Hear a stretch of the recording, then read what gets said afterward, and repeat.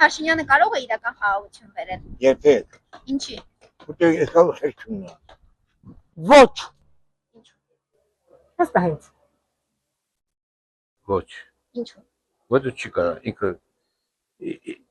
խաղաղություն չի բերել։ Խաղաղություն մենակ կբերեն դեպքում, երբ որ հողերը տա Իրանա, թուրքերին, ահագին հող։ Խաղաղություն չէ, հիմա չեմ սպասում։ Ինչի։ Որտեղ բաժանված է մեր ժողովուրդը, պիտի համախմբվող ուժ է հարկավոր։ Չեմ կարող արդեն պատասխանել, որովհետև առայժմ դեռ ոչինչ չեմ տեսնում։ Այս պահի դրությամբ ոչինչ չեմ տեսնում խաղաղության ծայրը։ Համերաշխ լինեն, այդ ընդդիմությունը միանա, չի կարելի այդքան պառակտվել։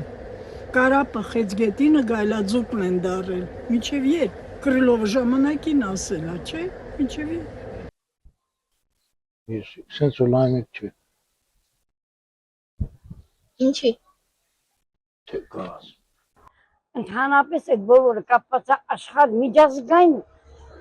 դրությունների հետ, մենակ իրանցով աշխարհը լրիվ խառնվել են, ասենք, այդպես պատերազմները բոլոր տեղերը,